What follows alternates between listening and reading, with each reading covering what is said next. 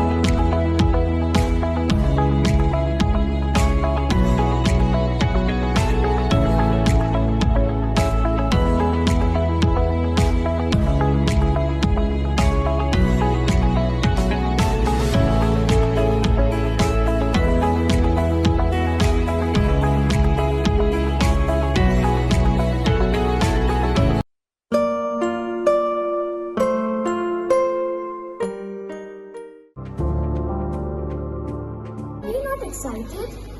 Holidays will be very boring for me.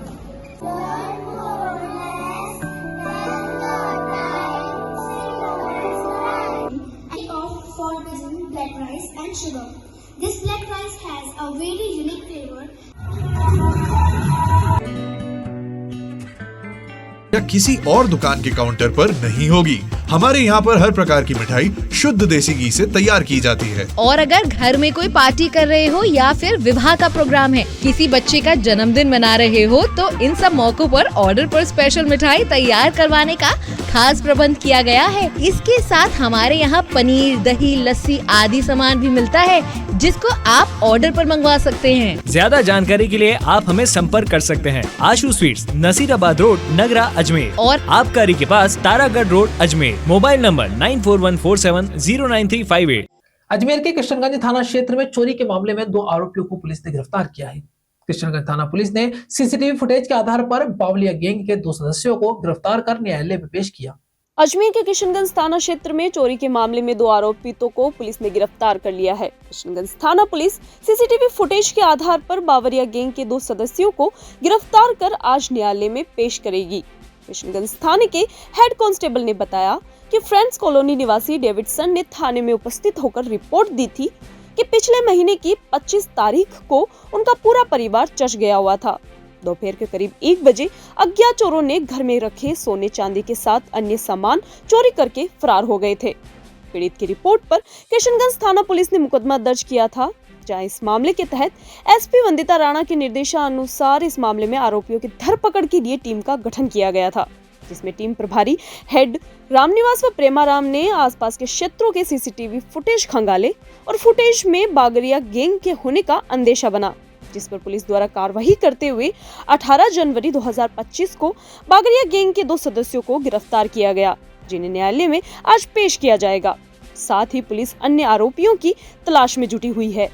दिनांक 16/1/2025 का मामला है, जिसमें थाने पर उपस्थित होकर परिवादी श्री डेविडसन सनो पद्मानाभन ने फ्रेंड्स कॉलोनी रहने वाले, जिन्होंने बताया कि हम लोग 25/12/2024 को चर्च गए थे। उसी दौरान दिन के समय में करीब 1-1:30 बजे अज्ञात चोरों द्वारा ताले तोड़ के घर में से सोना चांदी आभूषण इत्यादि चोरी करके ले गई, जिसकी रिपोर्ट दर्ज करके अनुसंधान अधिकारी द्वारा अनुसंधान शुरू किया गया, जिस पर जिला पुलिस अधीक्षक महोदया द्वारा टीम गठित की गई, जिस टीम के प्रभारी धर्मराज जी, हेड साहब और रामनिवास जी और प्रेमाराम जी द्वारा सीसीटीवी फुटेज देखे गए, जिस पर कुछ बागरिया गैंग का होने का अंदेशा हुआ, जिस पर दिनांक 18/1/2025 को बागरिया गैंग के सदस्यों को गिरफ्तार किया, जिनको आज पेश न्यायालय किया जाएगा। सर, कितने का माल हुआ?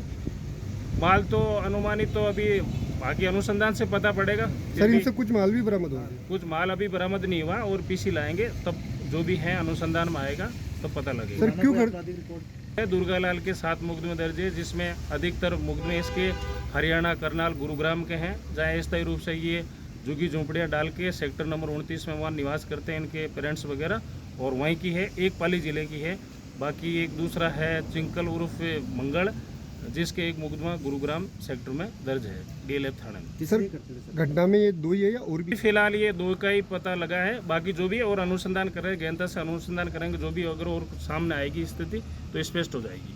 भगवान राम की नगरी अयोध्या में बने भव्य राम मंदिर की प्राण प्रतिष्ठा की प्रथम वर्षगांठ पूर्ण होने पर आज बुधवार को पुष्कर के हनुमान गली स्थित प्राचीन रघुनाथ शाह मंदिर में पूजा, अभिषेक, महाआरती समेत अनेक धार्मिक कार्यक्रम आयोजित किए गए। भगवान राम की नगरी अयोध्या में बने भव्य राम मंदिर की प्रतिमा की प्राण प्रतिष्ठा की प्रथम वर्षगांठ पूर्ण होने पर आज बुधवार को पुष्कर के हनुमान गली स्थित प्राचीन रघुनाथ शाह मंदिर में पूजा, अभिषेक, महाआरती समेत अनेक धार्मिक कार्यक्रम आयोजित किए गए। कार्यक्रम में राजगढ़ धाम के उपासक चंपालाल जी महाराज के कर कमलों द्वारा, साथ ही देवनारायण बोर्ड के अध्यक्ष और राज्य मंत्री ओम प्रकाश भटाना व पिसांगन पंचायत के प्रधान दिनेश नाइक द्वारा भगवान प्रसिद्ध रघुनाथ शाह मंदिर में भगवान की आरती, भवन व प्रसाद वितरण का कार्यक्रम आयोजित हुआ। इस दौरान देवनारायण बोर्ड के अध्यक्ष ओम प्रकाश भटाना ने कहा कि देवनारायण बोर्ड लगातार बच्चों के जीवन में शिक्षा को बढ़ावा देने की दिशा में प्रयासरत है। छात्रावास, छात्रवृत्तियां व आवासीय कॉलोनियां बनाने का काम बोर्ड करता आ रहा है। मुख्यमंत्री का आभार व्यक्त करते हुए कहा कि प्रदेश के पहले बजट में ही 7 विद्यालय छात्रावास देते हुए देवनारायण बोर्ड को 100 करोड़ का अतिरिक्त बजट दिया। नसीराबाद में विशाल देवनारायण राजकीय बालिका छात्रावास का बजट घोषित हुआ। उसका आज रामलला की प्राण प्रतिष्ठा की पहली वर्षगांठ अवसर पर छात्रावास का भूमि पूजन किया गया। मंदिर के पुजारी पंडित कैलाशनाथ दादीश ने बताया कि मंदिर में भगवान राम का वैदिक मंत्रोच्चार के साथ पूजा, अभिषेक, हवन किया गया। राजगढ़ धाम के उपासक चंपालाल जी महाराज ने कहा कि भगवान की कृपा है कि वह पवित्र धार्मिक कार्यक्रम का आयोजन हुआ। भगवान रामलला की प्रतिमा की प्राण प्रतिष्ठा की वर्षगांठ के अवसर पर पूजा, अभिषेक, महाआरती कार्यक्रम रखना बेहद ही शोभनीय है। आज मैं तो कहता हूँ बहुत बड़ा पुण्य है ये, और ऐसा मेरा भाग्य है, ब्रह्मा जी की कृपा है, तभी आज मुझे ये मौका मिला है। और भगवान श्री राम की मूर्ति प्राण प्रतिष्ठा को पूरा 1 वर्ष आज के दिन हुआ है। मैं सोचता हूँ पहली वर्षगांठ बड़े धूमधाम से हमारे जाने माने पंडित जी कैलाश जी दादीज के यहाँ इस भव्य प्रांगण में हवन, पूजा, आराधना विधि विधान से इन्होंने भव्य कार्यक्रम रखा। इनके लिए पूरे परिवार को शुभकामनाएं देता हूँ, पूरे देशवासियों को, पुष्कर वासियों को शुभकामनाएं देता हूँ कि इन्होंने आज बहुत बढ़िया ये कार्यक्रम रखा है। भगवान श्री राम जी के 1 वर्ष की पूरी वर्षगांठ आज बड़े धूमधाम से मनाई जा रही है। जय श्री राम, जय श्री राम। सनातन संस्कृति इस दुनिया में सबसे बड़ा धर्म अगर कोई है तो वो सनातन धर्म है। इस सनातन धर्म ने वर्षों वर्षों तक सर्वे भवन्तु सुखिने का संदेश पूरी दुनिया को दिया। आज भी हमारा देश यशस्वी प्रधानमंत्री श्री नरेंद्र मोदी जी के नेतृत्व में उसी विचारों को आगे बढ़ाते हुए वसुदेव कुटुंबकम के भाव को लेकर चल रहा है। 22 जनवरी 2024 को 500 वर्षों के संघर्ष के बाद भगवान श्री राम जिनके विचारों को लेकर ये देश चल रहा है, ऐसे प्रभु श्री राम अपने घर में लौटे थे। आज उनकी स्थापना का प्रथम वर्ष पूर्ण हुआ है। ऐसे अवसर पर तीर्थों के गुरु पुष्कर राज में भगवान श्री राम की मंदिर स्थापना की प्रथम वर्षगांठ भगवान राघवेंद्र जी के मंदिर में, ये भी एक 500 वर्ष पुराना मंदिर है। आदरणीय पंडित जी कैलाश जी के नेतृत्व में आज यज्ञ और पूजा अर्चना होकर महाआरती का आयोजन हुआ और हमने इस अवसर पर वसुदेव कुटुंबकम की कल्पना करते हुए वही संदेश भगवान श्री राम ने पूरी दुनिया को दिया था कि विश्व का कल्याण हो, मानव का कल्याण हो, इस धरती पर रहने वाले प्रत्येक जीव जंतु प्राणी मात्र का कल्याण हो, वनस्पति सुरक्षित रहे। उसी के निमित्त आज प्रभु श्री राम के चरणों में प्रार्थना करते हुए भगवान श्री राम से प्रार्थना करी कि सनातन के प्रति सद्भाव रखने वाले, सनातन की ध्वजा को और भगवा ध्वजा को लहराने वाले लोगों को आप शक्ति दे, उनको ताकत दे, ताकि इस भारत की संस्कृति और वैभव को हम पुनः इसी प्रकार आगे बढ़ाते हैं। अयोध्या में 1 वर्ष पहले भगवान श्री रामलला की मूर्ति और मंदिर का भव्य प्राण प्रतिष्ठा समारोह हुआ था। हमारे भारत के प्रधानमंत्री यशस्वी श्री नरेंद्र भाई मोदी, अमित शाह और श्री आदित्यनाथ योगी जी ने ये कार्य करवाया था। उसकी आज पहली वर्षगांठ थी, इसलिए हमने रघुनाथ शाह मंदिर में हनुमानगढ़ी में राजगढ़ भैरव धाम के उपासक श्री चंपालाल जी महाराज के कर कमलों द्वारा और ओम प्रकाश जी भड़ाना, देवनारायण बोर्ड गुजर चेयरमैन और भाजपा के प्रदेश महामंत्री और उनके कर कमलों द्वारा और दिनेश जी नायक प्रधान पंचायत समिति पिसांगन के द्वारा हवन पूजन, अभिषेक और महाआरती का आयोजन, प्रसाद वितरण का कार्यक्रम करवाया गया। खबरों के सफर में अभी सिर्फ इतना ही, फिर हाजिर होंगे खबरों के नए सफर के साथ। तब तक के लिए दीजिए इजाजत। नमस्कार।